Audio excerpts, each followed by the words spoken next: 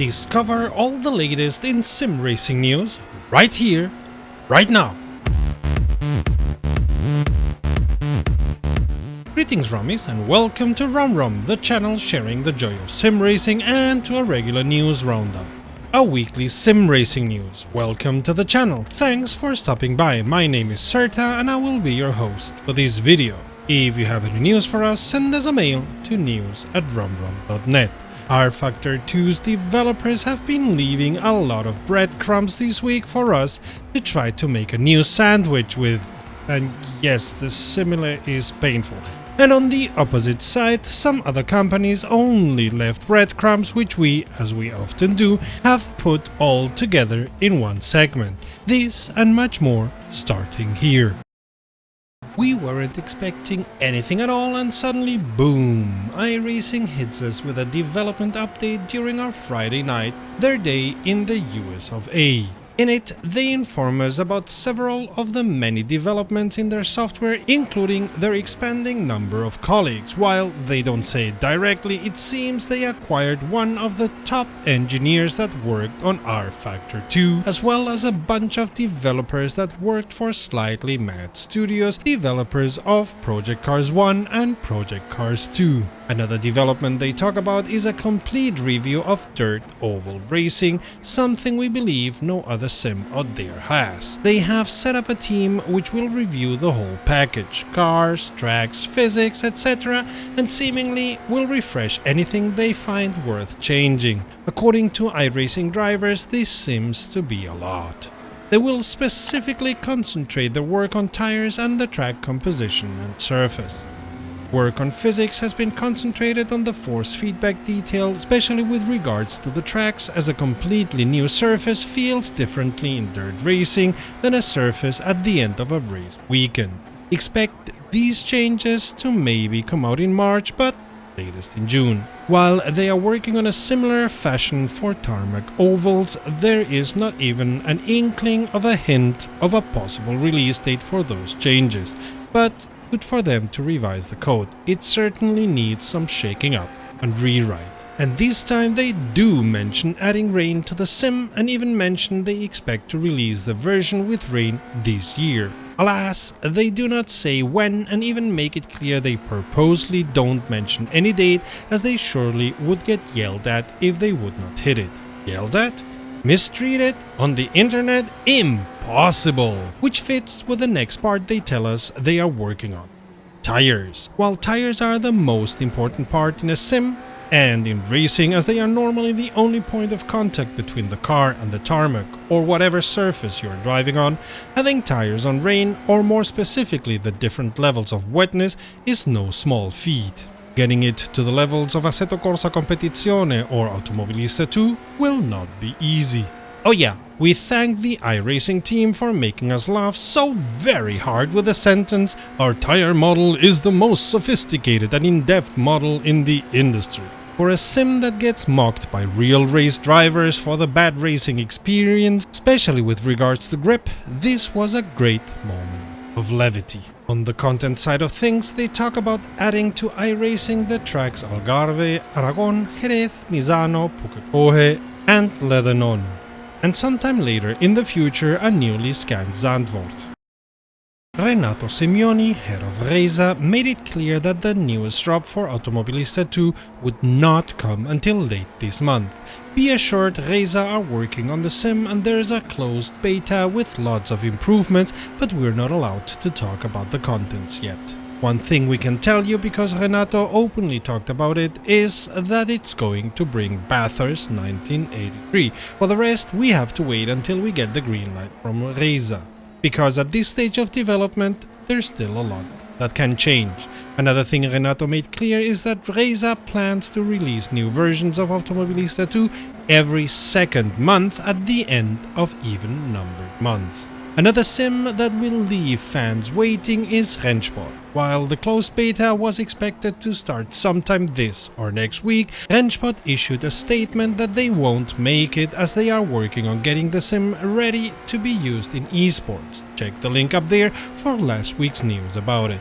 The logic is that esports is a much more controlled environment where they can concentrate their work on having it run on the expected hardware in the expected conditions and therefore easier to set up for. We can't fault their logic as it's one of the usual steps in software development. We do fault their planning, but as Prussian Field Marshal Helmut von Moltke the Elder said, no plan survives contact with the enemy. And we're quoting a heavily shorted translation as the original is longer. And in German. Rennsport have not given any new date for the start of the closed beta. Clever of them. From a software that's hopefully blooming to one we fear is withering. Motorsport Games is trying to sell 183,020 shares at a price of $21.40 per share, which, if it works out, would bring almost $4 million into the coffers of the struggling company. The reasons MSG give are very broad, so we can only speculate they are financing the work until IndyCar 2023 can be published, by which time they hope the game will bring them afloat again. Unless they deliver a NASCAR 21 all over again. Oh yeah, Fnatic would like you to know the Gran Turismo DD Pro and CSL DD systems are available again on their shop and could be shipped fast and easy. Especially if you use a PlayStation to race and would like a DD system, the Gran Turismo DD Pro may very well be something for you. And one last thing that will make US sim racers happy, SimuCube has a US site now. You don't have to translate those pesky scientific measurement units used by almost every other country in the world to imperial anymore. Oh no, wait, they still have everything in kilograms and millimeters. Well, anyway, they have a US site now. In spite of the doom and gloom some of our fellow YouTubers have been spreading the last weeks, the overall numbers look good. While the total is lower than last month, which saw the best numbers ever since we started collecting them almost 2 years ago, it's the second best number ever. Not bad for a supposedly dying hobby, but hey, controversy and the end of the world as we know it brings clicks, so what do I know? This month is a bit strange because while the usage of BeamNG has dropped a little, Assetto Corsa sees the best numbers we've ever seen, and even Assetto Corsa Competizione gets great usage numbers. Automobilista 2 drops a tiny bit compared to last month, which was the best we ever saw, and Dakar Desert Rally gets an impressive boost compared to the last 2 months. Seems people did want to go treasure hunting in the game, or something. Race Room's numbers drop below Automobilista 2, which hadn't happened ever before. This is partly because Automobilista 2's numbers keep steady at a high point, but also because Race Room is still losing users. rFactor 2's numbers got a significant boost, but not as significant as when LFM started organizing races with the sim. Maybe the controversy around Virtual Le Mans 24, see the link up there, brought people to check it out once again, which proves what I learned while working on TV. Better to get bad press than no press at all. Interestingly enough, WRC Generations, for which we only have independent numbers for Steam, as Epic does not publish any numbers at all, could even gain a bit. And Kartcraft dropped like a stone, which is small wonder as there has not been any updates there at all in almost a year. We suppose that developers of Kartcraft got absorbed into working for either rFactor 2 or the IndyCar sim and are not allowed to move Kartcraft further. Not even one bit. Pity, as Kartcraft is a great kart simulator that could have gone very far. If the development would have gone as far as opening the sim up for mods, we're sure the numbers would be much higher. Ubisoft is rapidly closing in on their newest driving game, which has been in development for 4 years, named The Crew Motorfest. Although no official release date is known at this moment, Ubisoft will be emailing their most engaged drivers from the Crew 2's community to invite them to the virtual version of Oahu, one of the islands in the Hawaiian archipelago, to test the open world game's third iteration and the nearest the crew has strayed to stepping on Forza Horizon's toes as far as the genre crossover is concerned. We'll keep our ear to the ground for updates and report as they come. While this is early news, if it's done right, this could be the jewel in the solar crown of open world driving games, but it's also turning away from the story-driven roots of the Crew and straying into the waters of one of the behemoths of console racing and the fourth largest developer in the world in Microsoft. Information on how to register for the beta, which is already available, will be in the description below.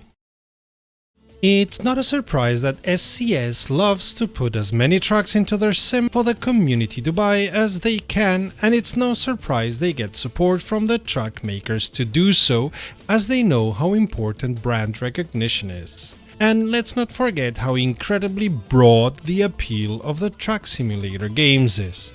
So while it's not a surprise there's a new truck in American Truck Simulator, it's still a very pleasant news tidbit to let you know that the Western Star registered 5700XE is the newest truck you can buy in-game. According to SCS, Western Star even let them peek into their archives to build the truck model as best as possible. Was that for support?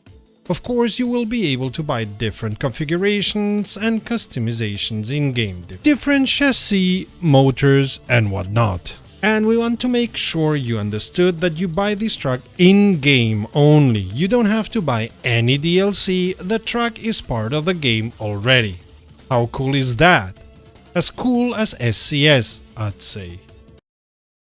Patrons allow us to ignore any YouTube bullshit and allow us to invest in high-quality sim racing journalism like Sim Racing Expo or buying hard and software without strings attached. Amongst other perks, becoming a patron will fix your name for posterity like this, but you'll also get to know what we plan and what we're doing. So a big thank you to our patrons. If you come here regularly, please consider subscribing. Our resident rFactor 2 fanatic, Ike, is in charge of this one. Blame any hype on him. Studio 397 have come off the back of a bit of a dramatic virtual Le Mans 24-hour race to reveal what might be the biggest development in its almost 10-year history. But first, an update to the GT3 Formula cars. They have been hard at work revisiting the entire GT field, supposedly bringing them all significantly closer in performance and putting to the fore that they aren't shying away from further adjustments should a car shine above the rest. Here's hoping the beautiful McLaren 650S is included in that balance. Speaking of sounds, the GT3 field will also be updated with the new sound engine, hopefully making every brake, shift and drift all the more cathartic, allowing up to 256 individual audio samples at once. Included in the update also is the new tire model applied to all the cars, so the slip angles of former days should no longer be the fastest way to drive in competitive racing, as well as shift protection and electronic aid improvements to bring the cars all the more realism. And in Studio 397's own words, prevent gunfire downshifts into a corner to drag the car to a halt in an unrealistic manner. Here's the big one. Studio 397 are changing the way the package manager deals with the individual cars and tracks that you have downloaded. From the patch notes, it has broken the content types into local content, which means mods downloaded from storefronts and sites not linked to the Steam Workshop, Steam content, which is the workshop, and DLC content, which is the content bought through the Steam store or the new in-game storefront, which in the end is just an interface to Steam. This is a massive change which will have required a substantial amount of work to achieve, and from the description on the Studio 397 blog post on the matter signals what looks like a long overdue look at the backend of the aging sim. Could be worth having a look at the server infrastructure and UI while you're at it, oh Studio 397. Just saying. In the short term, this means that the sim should now install updated DLC content more seamlessly without locking you behind the now infamous installing content screen, and sorting which cars you do and don't have will become just that little bit easier. It also enables the most exciting change to the sim that we've ever seen: asymmetric DLC content matching, which means you will be able to race online against other cars you don't own as long as you own the car you are driving. Automobilista 2 has had this feature for a while now, which makes sense and may even make some people yearn to buy other tracks and cars. No longer the days when you needed to own every car to enter a race with DLC content. Now, just own the car you drive and the track is enough to get stuck in. What the final iteration of this change ends up looking like, we will have to wait and see, and this week Studio 397 have also postponed the update to February 21st to be able to refine the system. Also, in the second release candidate on Friday was a number of fixes. The new package manager has had a number of changes, meaning that parent mods in theory can no longer be uninstalled before the child mods are, as well as a new column informing the source of the mods. The sort order is now remembered between refreshes, and items with missing dependencies can now be multi-selected and presumably downloaded in one go, which will help with that mod spring cleaning you know you're aching to put off until next year. Other UI changes include the defaulting the rear view mirror to mirrored in VR, the server list missing some key filters, and electric regeneration being renamed from regeneration level to regeneration map. Speaking of electric, this release candidate update includes the addition of keybinds for electric regeneration level, motor map and push to pass map, and the electric drive support has been added to the plugin API so that third-party dashboards and apps can read this data. You could say this might be building up to something rather electrifying being added. Yeah, I thought that was bad too. We'll flog Ike in your name. Lastly, there have also been fixes made to the IBL water shader recently added, as well as reworked controller and keyboard controls to hopefully not make those control methods an open invite to the Phantom Zone. Lots of updates from Studio 397 and hopefully some good groundwork being laid here for a better 2023 than we got from them in 2022. Does this also mean good news for the IndyCar sim? We'll find out soon enough, but we surely have good and bad news for you in our other videos. Check the playlist to the left or the video to the right. Until next time, save fuel, collect pickup, and we'll see each other on the podium.